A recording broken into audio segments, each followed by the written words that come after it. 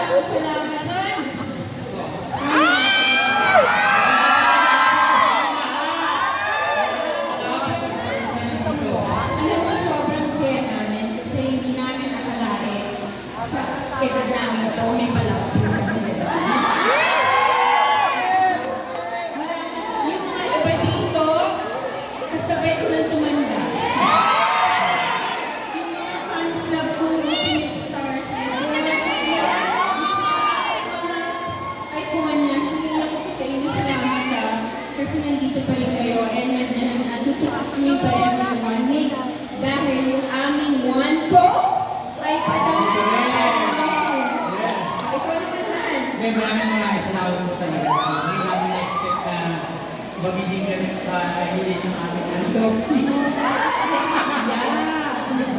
Akalain mo yun, isalamat ka na kasi pinag-ulis ko yan ang Saint Benedict. Maraming salamat po kay Tita Milo, kay Tita Litoy, sa buong ng family po sa pagpapahiramida ng ating Benedict.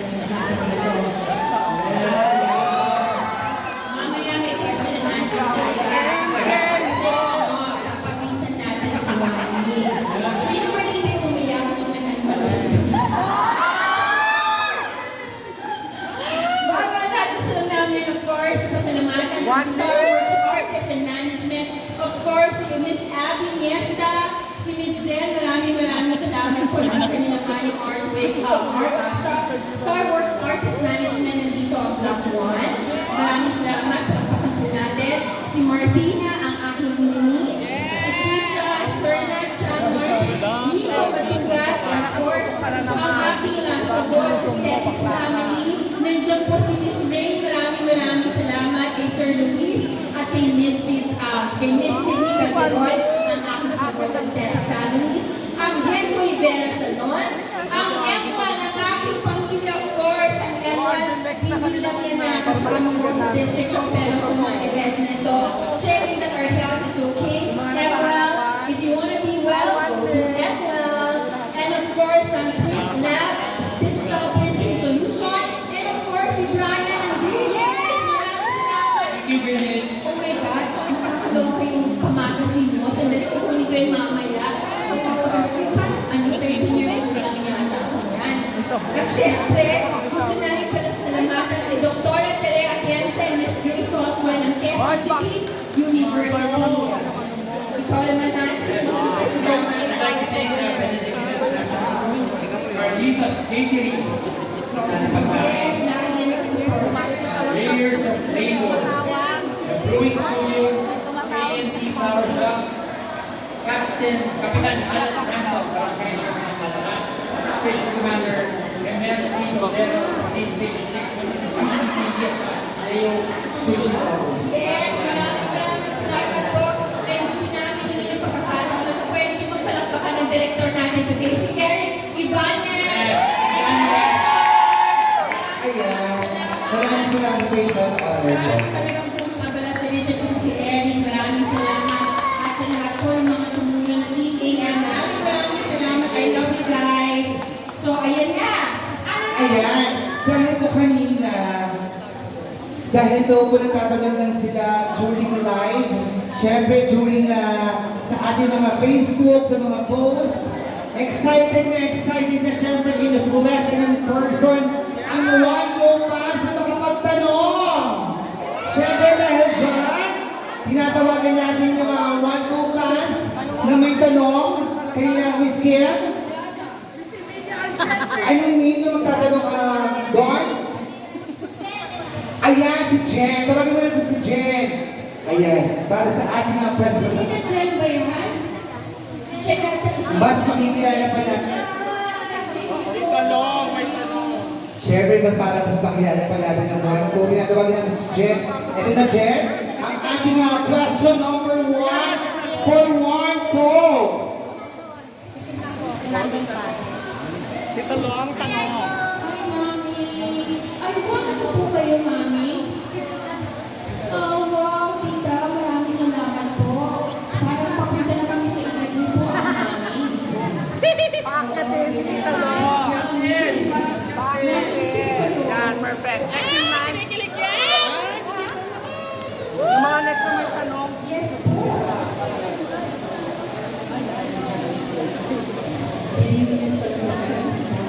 Yes po. Ayan.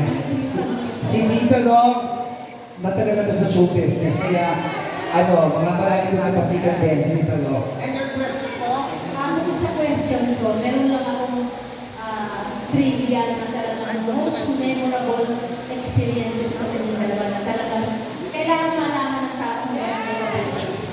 Ano yun? Unahin natin si Juan Ning. 20 years ago, naging kabays ko siya. May common friends kami sa showbiz. So, since then, narinig ko siya. Sa pag-rinig ako sa showbiz, yung family ko sa Mandawan, pamilya namin is pangunan ng fiesta sa San Barangay. Kailangan ng mga artista, wala akong budget. Hilig lang ba sila? Eh, ate ko, nagagaan sa akin. Pag hindi ka nagagaan ng artista, kamamatay ko yan dahil siya yung pinaka-presidente. Gusto, gusto si Wanik. At hindi lang naman si Wanik, marami akong nakibay.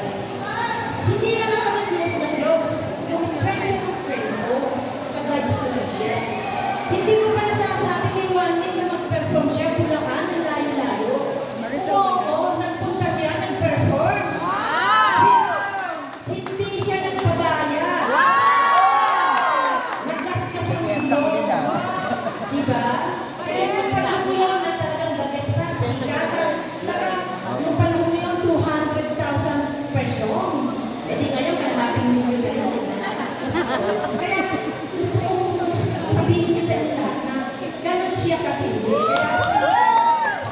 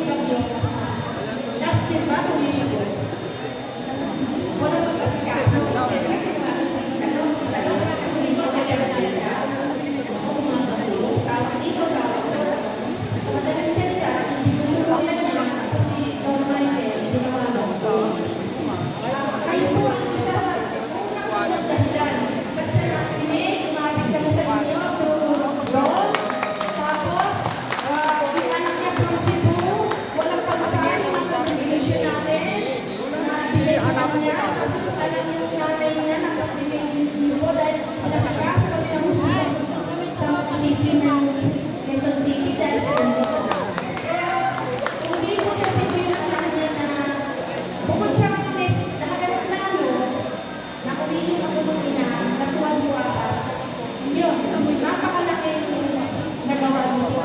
Kaya gusto ko isigaw sa inyo lahat na yun po si Miss Ayo Menendez. Ano yung tanong?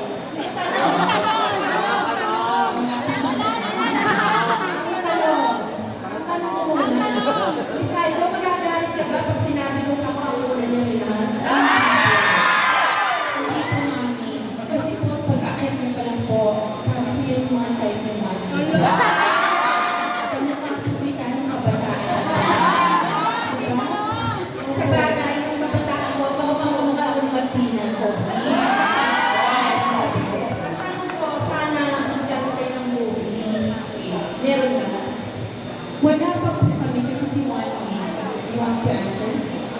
Si Juan Wing po ay na talaga yung artista.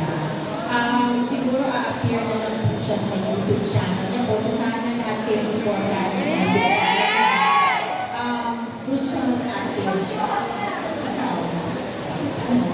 Gusto mo na naman sa artista?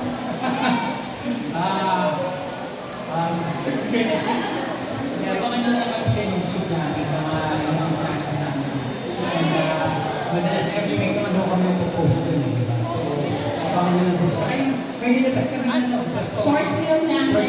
It's still on YouTube channel po. Kapag pa ang abangan nyo dahil yun ang susunod na soundtrack na i-air namin sa Spotify. Hindi lang namin pwede. Pero parang hindi humingin yung tao sa makakantay. Martina! Sino kakanta? Martina! Martina!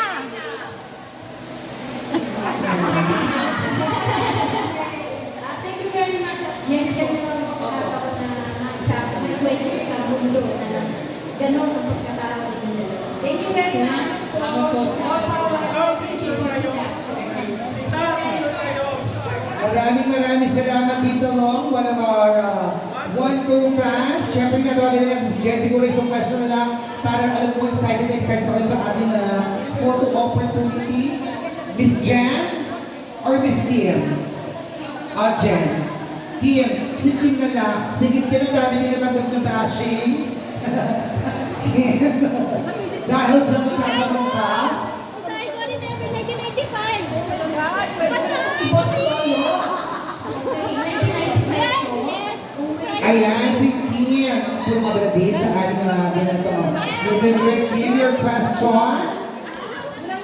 Yes, di ba? Hindi naman mapapakulot si Kim kung hindi siya magtatanong for the day. Di ba? And once again, napakadami pong One Cool fans na nanggaling pa sa iba't ibang lugar. Yung isa napakaaga, 11:30 dahil galing pa na? Ha? Hindi, yung kabaruan ata yun. Oo. Kayong Tarizal, napakaaga. Wala pang signal. Ang smart, hindi na siya. Alright, Kim, your question and your ating last question.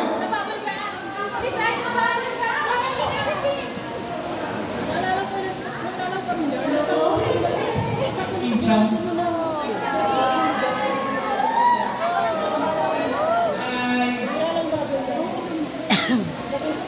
Hi!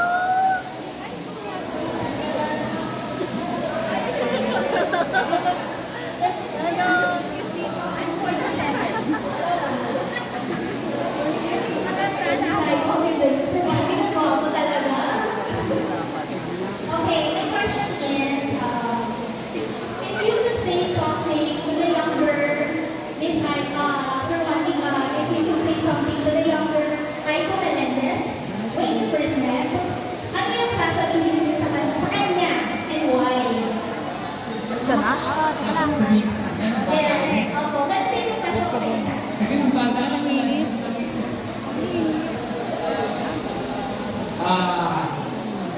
kumbaga, kung yung gusto ko sabihin natin, Opo. na alam mo,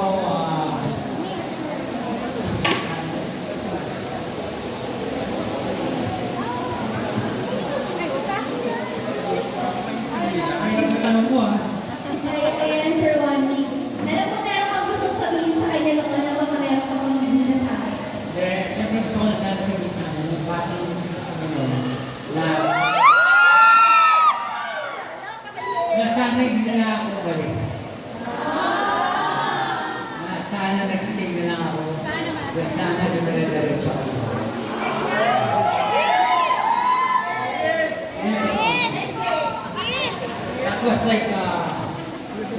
years ago. 29 years ago. You decided to call them then. If you could say something to the younger only Bono when you first met, ano yung sasabihin mo sa Sana hindi kinagigyan sa shooting. Naman, di ba? I think I've answered that by singing yung ending song. I cannot bring back the past anymore because past is past. But what's important is the now. And I'm enjoying every moment that I have with him now because we are not assured if we still have another 29 years together. We're praying to Lord Jesus that He will grant us more years to spend time with each other. But ang importante ngayon. Yes.